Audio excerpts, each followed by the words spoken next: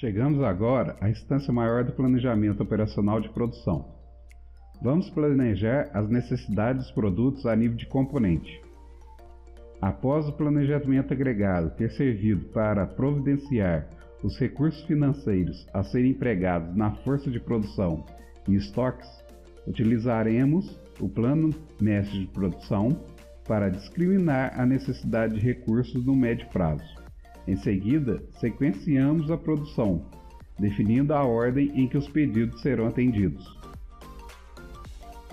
Agora que identificamos qual produto devemos começar a produzir, precisamos saber se temos a quantidade suficiente de componentes que serão necessários para atender a quantidade total do pedido.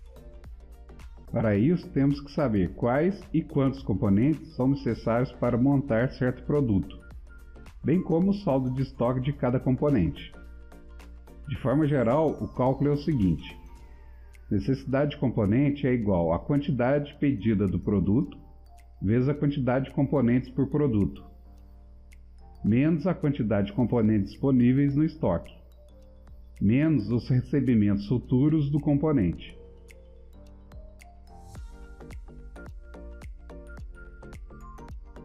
A fórmula é extensa e depende de várias informações. De modo a facilitar e agilizar o cálculo, foi elaborado um operador matemático computacional chamado MRP. Para que ele calcule a necessidade de componentes, chamada de necessidade líquida, é necessário que ele seja alimentado com dados do plano mestre de produção, lista de componentes do produto, conhecida como lista de materiais ou engenharia do produto, e dos relatórios de estoque, principalmente saldo de estoque dos componentes. Após calculada a necessidade líquida para cada produto do mix mercadológico da empresa, o MRP gera ordens de compra ou de produção e atualiza o estoque de componentes e produtos acabados. Vamos ao exemplo do cálculo do MRP. Tem-se como objetivo atender os dois pedidos da mesa de cozinha LX. Sua demanda é apresentada no item A. São 50 mesas na semana 5 e 60 mesas na semana 11. É claro, nas demais semanas a empresa não está ociosa. Estará produzindo um outro produto definido no sequenciamento de produção. Por ora, nos atemos ao produto mesa LX. No item B é mostrada a engenharia do produto, bem como ao lado do desenho convertido num diagrama conhecido como estrutura do produto, e que devido à sua facilidade de escrita, iremos preferir a engenharia do produto. Pela estrutura do produto, podemos ver que a mesa LX é composta por um tronco, um tampo e 8 suportes. Os números entre parênteses representam a quantidade de componentes para cada unidade do produto principal. A estrutura do produto pode ainda ser apresentada em um quadro, facilitando e resumindo ainda mais esta representação.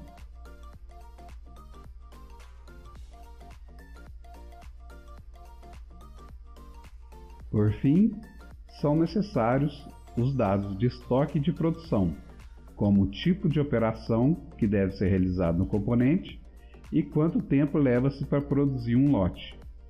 Ele pode ser apresentado em quadros, conforme o exemplo a seguir. No topo indicamos o produto ou componente e o prazo de entrega. A necessidade bruta é a demanda total do produto acabado, a mesa LX, multiplicado pelo número de componentes. Como iremos programar o produto principal, a mesa LX, a necessidade bruta é a própria demanda do pedido, proveniente do sequenciamento. O estoque atual é aquele informado nos relatórios de estoque. Recebimentos programados são pedidos que foram feitos anteriormente e que vão ser entregues numa data futura. Muito comum quando um fornecedor não garante o prazo de entrega e periodicamente incorre em atrasos. Necessidades líquidas. Observe pela forma que é a necessidade bruta menos o somatório das duas linhas anteriores. Resumindo, temos um pedido de 50 mesas para a semana 5. Já temos estoque de 5 mesas. Iremos receber um pedido atrasado de 10 mesas.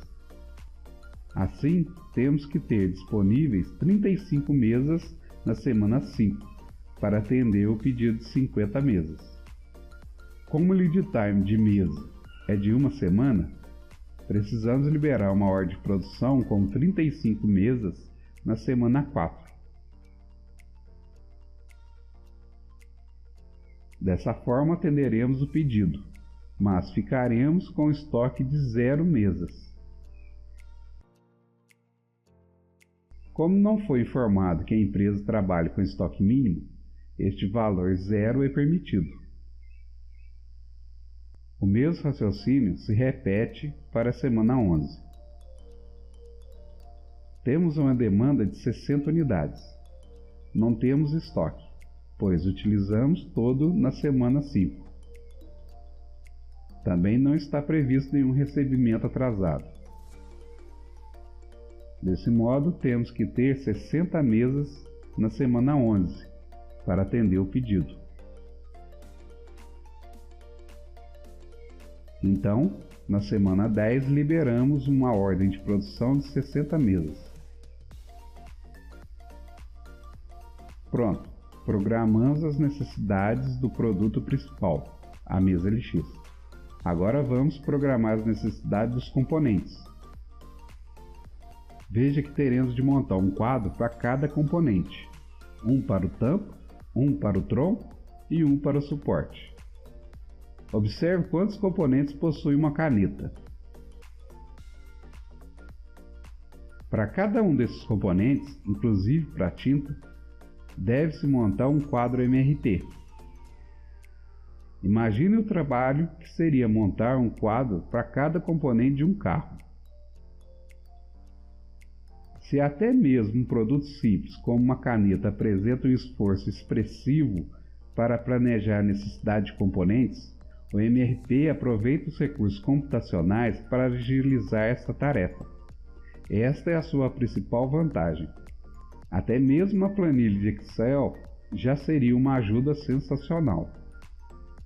No entanto, precisamos montar o MRP pelo menos uma vez de forma manual, para entender a lógica que está por trás do sistema computacional. Vamos lá, agora para os componentes. Começando pelo quadro do tampo.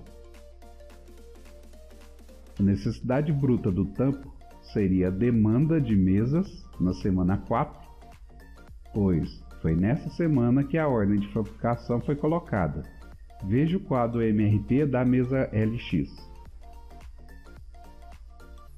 Então, como serão necessárias 35 mesas LX e cada mesa possui um tampo, serão necessários 35 tampos.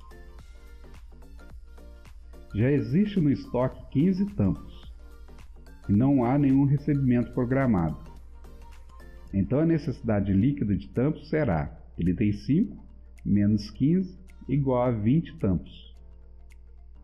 Como leva-se uma semana para produzi-los, libera-se o pedido de 20 tampos na semana 3. O mesmo raciocínio é empregado na semana 10. São necessárias 60 mesas LX na semana 10. E cada mesa LX possui um tampo. Precisaremos de 60 tampos na semana 10. Não temos estoque, pois acabamos com ele na semana 4. E não estão programados nenhum recebimento. Teremos de ter 60 tampos na semana 10. Como levam uma semana para ficarem prontos, libera-se a ordem de produção de 60 tampos na semana 9. Da mesma forma, calculamos as necessidades brutas e líquidas dos troncos.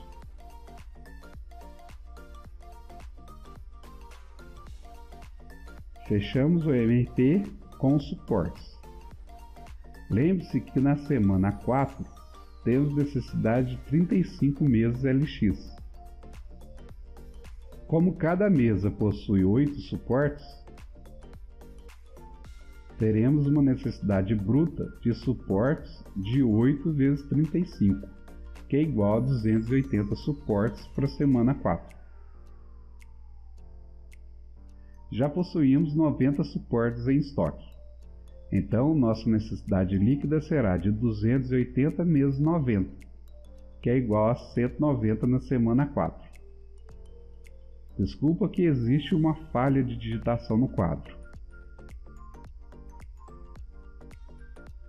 Como leva-se uma semana para produzir os suportes, liberamos uma ordem de produção de 190 suportes na semana 4. Da mesma forma, calculamos a necessidade bruta na semana 10. Como serão 60 mesas e cada mesa precisa de 8 suportes, temos uma necessidade bruta de 480 suportes.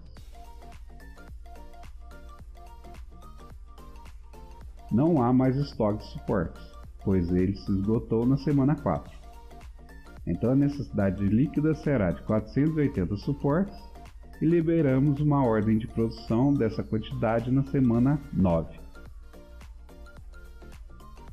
Ao colocar os quadros num plano de visualização único, temos a visão geral do planejamento de necessidade de componentes para a mesa LX.